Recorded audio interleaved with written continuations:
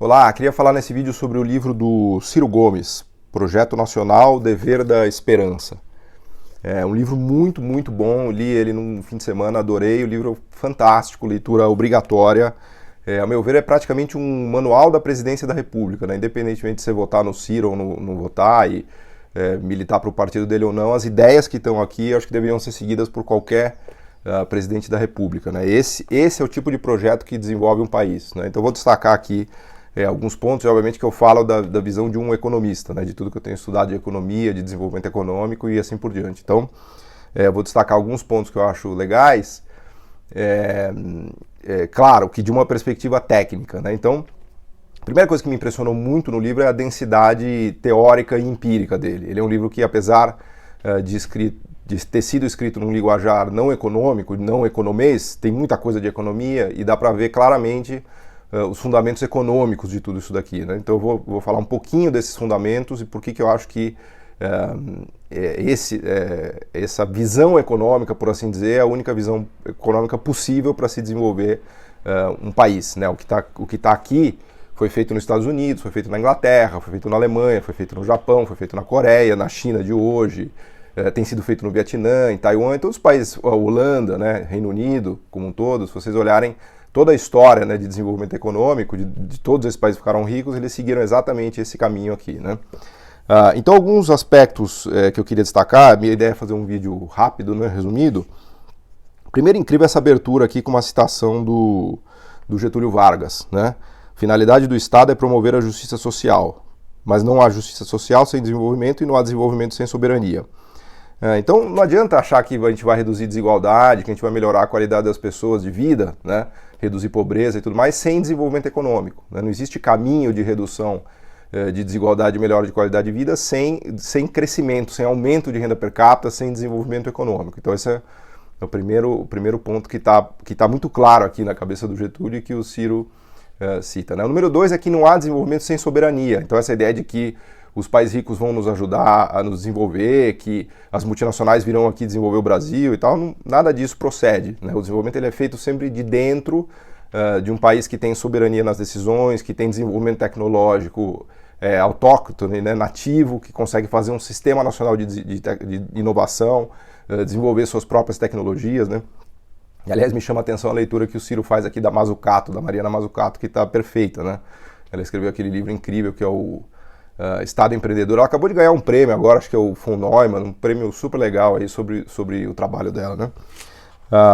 Então, sem soberania não dá para se desenvolver, né? Você achar que os estrangeiros vão te desenvolver. Aliás, esse foi o grande erro do Brasil a partir dos 90, né? Com as ideias do FHC, de teoria da dependência. Ali foi a curva errada que a gente pegou na história. E o Ciro também trata isso de maneira muito interessante, né? Porque ele foi um dos participantes do Plano Real, né? Ele estava dentro ali, apesar de que ele era meio outsider da equipe econômica, né? Na época, quando o FHC trouxe todo mundo, a escolha do Ciro foi feita pelo Itamar, né? O Itamar que queria o Ciro, porque o Itamar obviamente tinha uma cabeça muito mais nacionalista do que o FHC, que achava que as multinacionais iam desenvolver o Brasil, e toda a equipe econômica, né?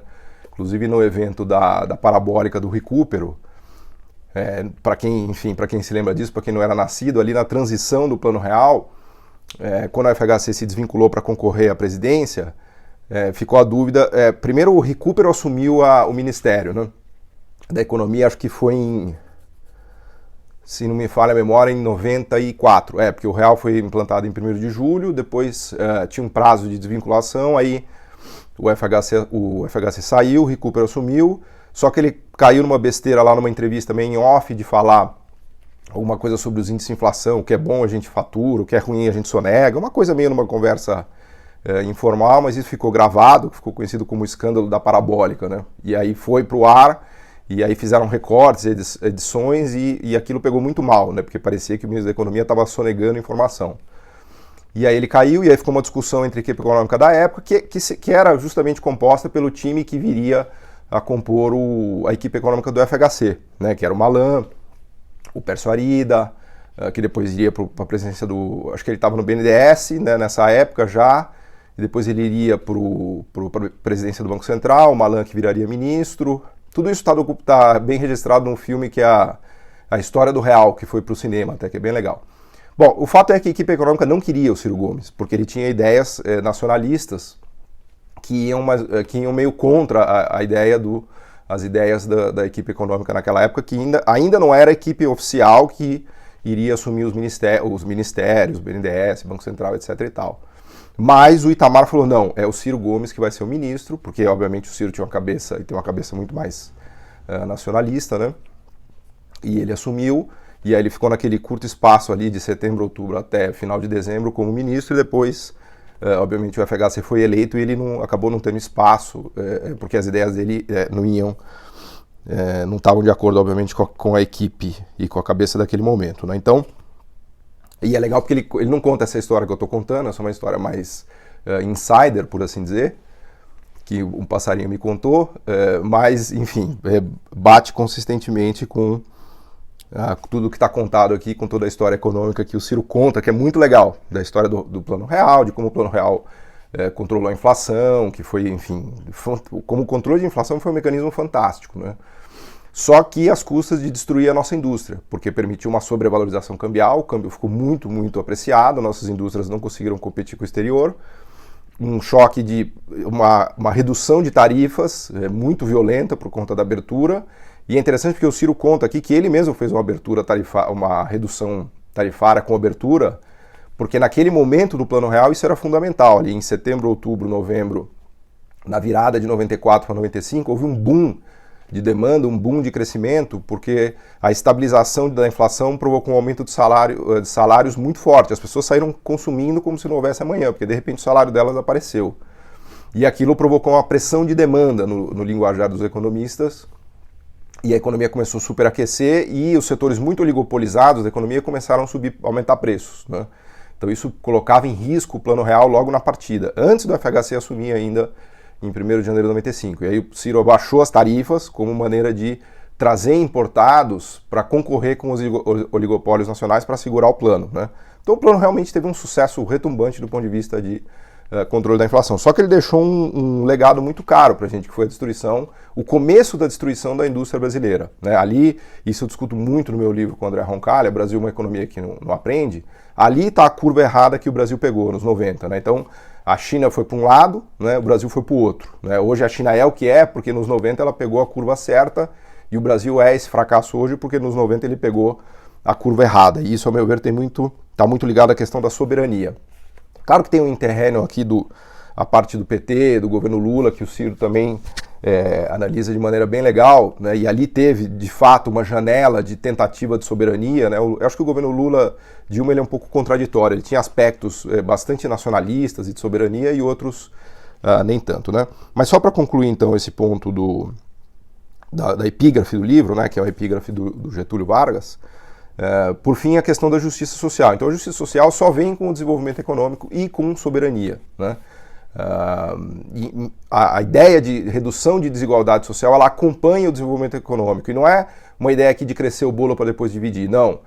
Quanto mais o bolo vai crescendo já com divisão, maior é a potência dessa sociedade para criar mais riqueza, né? Essa é uma grande novidade dos estudos empíricos mais recentes. Eles mostram que a redução da desigualdade turbina o crescimento econômico, e não o contrário, né? Então, quanto mais isso depende, obviamente, do Estado, da condução do Estado, né? O Estado tem que promover um desenvolvimento ao mesmo tempo em que ele promove redução de desigualdade, né? Se ele deixar só os mecanismos de mercado funcionarem, existe grande tendência do desenvolvimento ocorrer mais com o aumento de desigualdade, né? Então, essa parte da justiça social depende muito do manejo do Estado, né? A ideia de que o mercado vai promover desenvolvimento com igualdade de renda é um negócio completamente sem sentido, né? Então, aliás, essa é a tônica do livro, né? Isso é uma coisa que, obviamente, eu também estou totalmente de acordo, que o desenvolvimento econômico ele é promovido pelo Estado, né? Com forças de mercado. Com isso, obviamente, o Ciro não quer dizer, e fica bem claro aqui no livro, e eu também sempre escrevo isso no meu blog, nos meus posts, nos meus trabalhos, que o desenvolvimento econômico ele é sempre um processo levado a cabo, liderado pelo Estado, turbinando, fortalecendo as empresas domésticas e a iniciativa privada. Não há desenvolvimento econômico sem iniciativa privada, sem empresas domésticas poderosas que conquistem o mundo e, portanto, sem mercado. Mas também não há desenvolvimento econômico sem a mão do Estado para liderar, para coordenar esse processo. Eu costumo brincar que o Estado é uma espécie de técnico de futebol, né? Ele não entra em campo para fazer gol, mas ele precisa articular o time, escalar o time, falar, olha, você vai no ataque, você vai no meio de campo e tal, na defesa.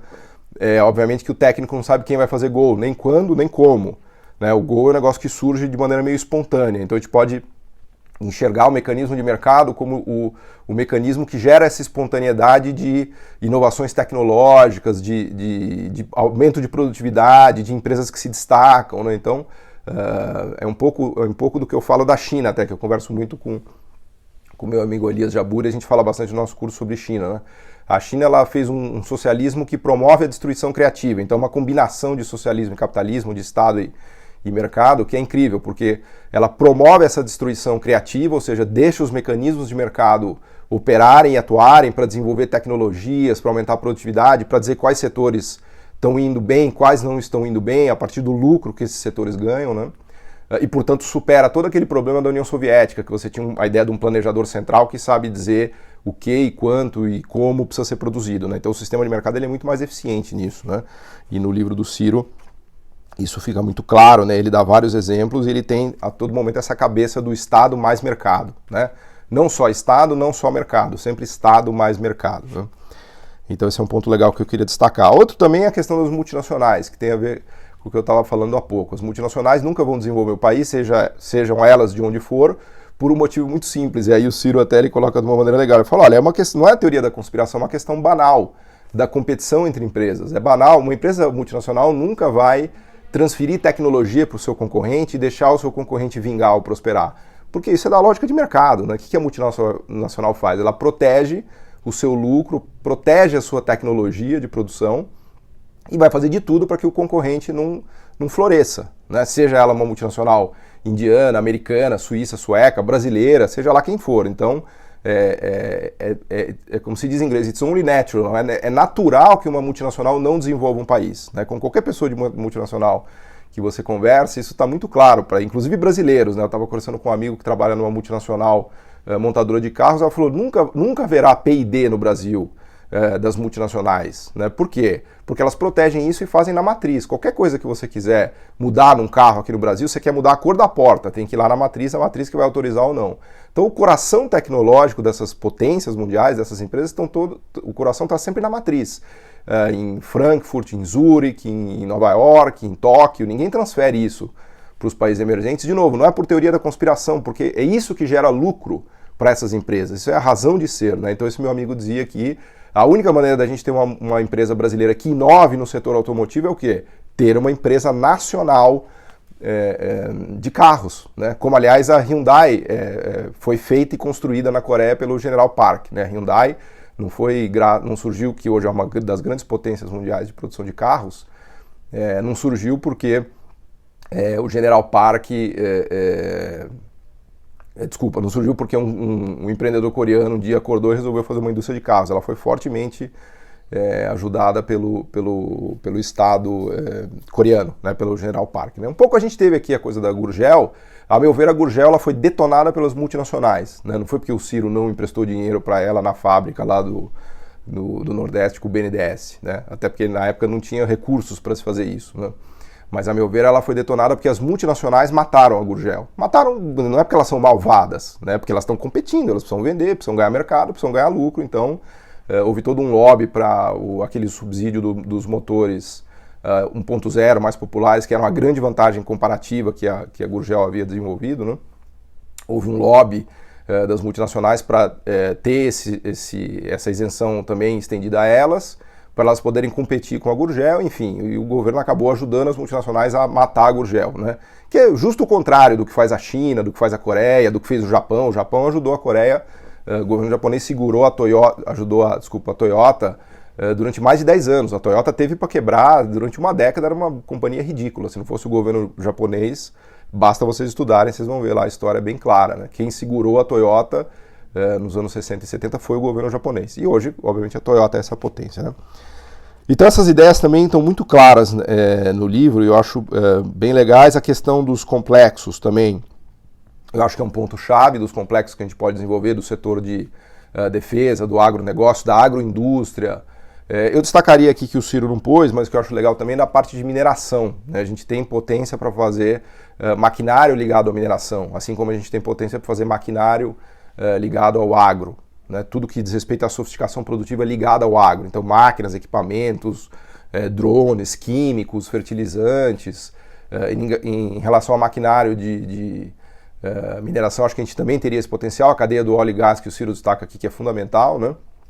E assim por diante. Né? Então, também esse aspecto eu acho muito legal, é o que a gente chama em economia, o fundamento econômico disso são as vantagens comparativas adjacentes. Né? O desenvolvimento econômico ele é um processo em que países não seguem suas vantagens comparativas. Todo mundo que segue a vantagem comparativa quebra a cara. É a ideia do Brasil se desenvolvendo só plantando soja e minério de ferro. Então nunca a gente vai se desenvolver seguindo o caminho apenas da soja e do minério de ferro. Claro que eles trazem divisas que são fundamentais para o Brasil. Hoje em dia tem, sei lá, mais de 100 bilhões de dólares que entram no país graças à produção das commodities, né, tanto minerais quanto agrícolas, mas essas commodities não geram valor adicionado e não trazem o conteúdo tecnológico necessário para o país se desenvolver. Né? Então o que os países, especialmente os ricos em commodities, fizeram para se desenvolver foi adicionar valor nessas cadeias. Né? Então se você olhar, por exemplo, os nórdicos, eles são top-notch, né? Estão na fronteira tecnológica de produzir maquinários, caminhões, motores, perfuratrizes, tudo aquilo ligado a um negócio da mineração e do extrativismo de commodities. Então eles subiram essa escada tecnológica. Né? E é claro que não dá para um país fazer tudo, né? E que está muito claro aqui no livro do Ciro também. Não é quando a gente fala do Estado ajudando as empresas a se desenvolver com compras de governo, com eventualmente subsídios ou até mesmo tarifas, mas sempre provisórias, né? Nunca tarifa que vai deixar a empresa dependente e ineficiente, tem que ser sempre uma tarifa, um subsídio, ou uma compra de governo, ou um financiamento público com condicionante, né? Condicionante de conquistar o mundo, de exportar, de fazer graduação tecnológica, de fazer sofisticação produtiva. Né? Então, é evidente que não se pode usar essas medidas para fazer uma autarquia e proteger o país para que as empresas não precisem concorrer com as empresas mundiais. Esse é o caminho errado, né? Esse é o caminho da substituição de importação que leva à ineficiência. O caminho certo é a substituição de importação como um passo, né, que te leva à conquista do mercado mundial, em que no segundo passo as empresas começam a produzir manufaturas e produtos de alto valor agregado para a economia mundial. Né, elas vão brigar no que a gente chama do Champions League, né, vão jogar na categoria mundial. Não existe desenvolvimento econômico sem empresas que lutem e que estejam integradas no cenário global, vendendo produtos, inovando e se aproximando da fronteira tecnológica. Não existe. Né? Qualquer país do mundo que vocês vejam que são de ricos, eles jogam na liga mundial. Né? Então não há desenvolvimento econômico autárquico em economia fechada. Necessariamente tem que ser aberto o desenvolvimento e as empresas têm que ser capazes de conquistar esses mercados no mundo, e daí a importância do lado mercado, do lado da iniciativa privada. Então o Estado tem que ajudar as empresas a fazerem isso. E é óbvio que a gente não vai ser capaz de fazer tudo, nenhum país no mundo é capaz de fazer tudo, por isso que existe comércio, por isso que existem os ganhos de comércio. Então cada país tem que mais ou menos se especializar no que ele faz bem, né? E aí a ideia da vantagem comparativa, mas o país tem que subir a escala tecnológica, então ele tem que olhar a vantagem comparativa adjacente, né? O que há de valor adicionado próximo do que ele já faz.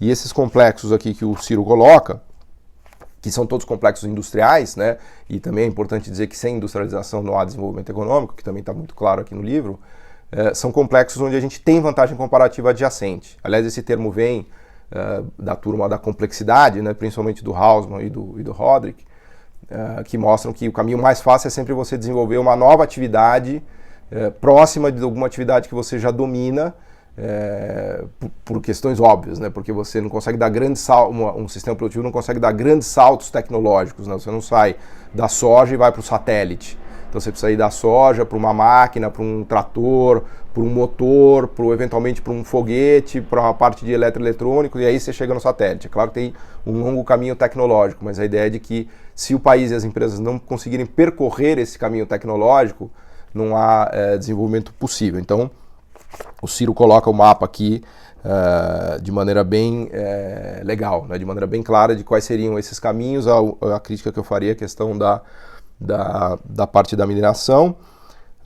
Claro, e ele cita aqui os autores nacionais, muitas vezes não diretamente, mas as ideias estão claras aqui. Se você pegar, por exemplo, o Bresser, toda a ideia do câmbio mais competitivo, do câmbio realista, né, que é o contrário do que aconteceu na era Lula e Dilma, que foi o grande equívoco, a meu ver, né, da era Lula e Dilma e do FHC, foi deixar o câmbio sobrevalorizar, porque isso volta a economia para dentro, né?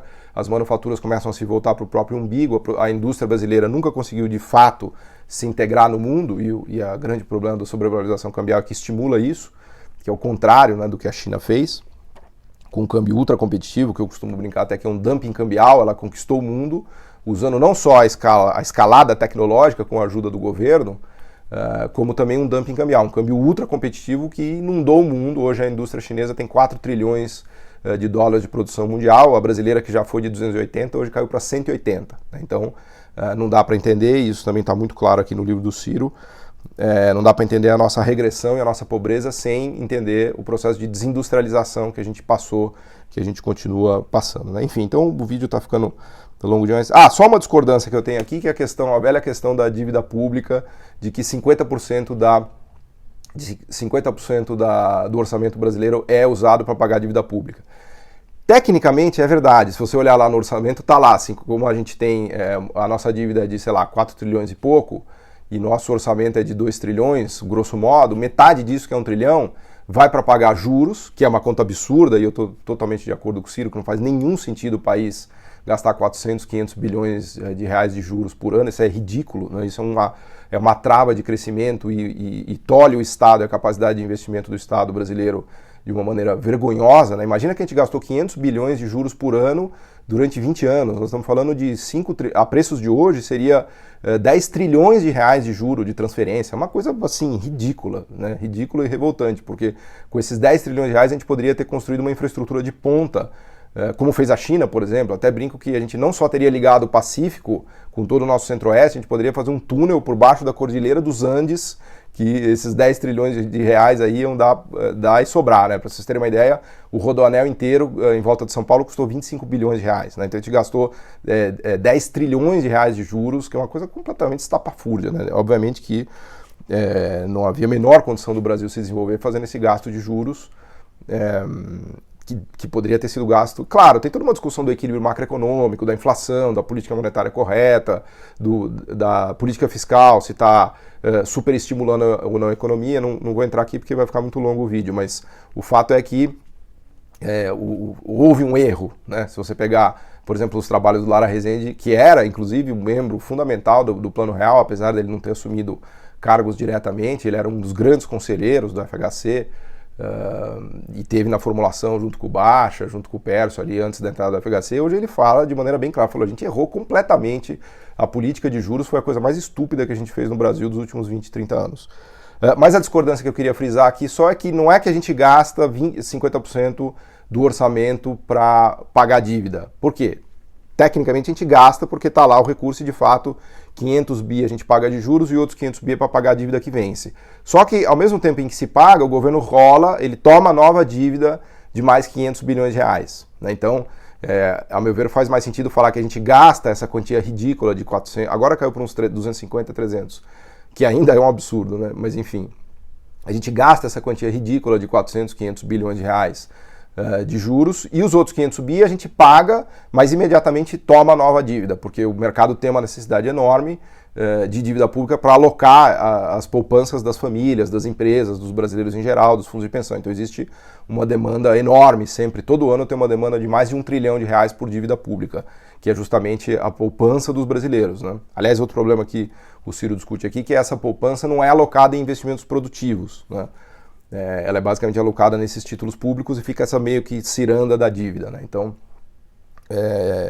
esse é um outro ponto. Também o Ciro fala aqui, outra discordância que eu tenho, é a coisa da auditoria, né? A meu ver, essa dívida é bastante auditada já, né? Tem uma controvérsia minha que com a pessoal da auditoria da dívida cidadã e tal, e tem alguns vídeos no canal, e eu já falei várias vezes sobre isso, mas a minha percepção é que a dívida é sim auditada pelo TCU, ela é auditada, por exemplo, pela Instituição Fiscal Independente, que tem meu amigo lá, o Felipe Salto, que é um economista brilhante, foi meu aluno na graduação. Então, a meu ver, não falta transparência para a dívida pública brasileira. Aliás, é ridículo até, porque é escancarado o absurdo, né? Não é um negócio, não é um absurdo escondido, é um absurdo escancarado, tá lá para quem quiser ver. É 500 bilhões mesmo de reais de juros, que é uma piada, assim, é quase que com um tapa na cara, né? Porque tá claro, não tá escondido, né? Então, a meu ver, essa questão da... Quer fazer a auditoria da dívida? Pode fazer, mas a meu ver ela já é auditada todo ano, tanto pelo TCU, quanto pela Instituição Fiscal Independente e até mesmo por outros órgãos, né? Enfim, só para marcar aqui algumas diferenças, mas fantástico o livro. Acho que todo mundo deveria ler esse livro, seja você de esquerda, de direita, de centro, tenha você votado em quem você votou. Eu acho que eu não encontrei nada melhor do que esse livro como o manual do que se fazer, né, num país para ele se desenvolver, né? Tem vários outros aspectos aqui que eu poderia destacar. Acho que a visão geopolítica do Ciro está perfeita, né, em relação à questão de BRICS, de Argentina, da inserção do Brasil no mundo. Então é muito legal. Então fica aqui a minha sugestão. Leia o Projeto Nacional O Dever da Esperança, do Ciro Gomes. Obrigado.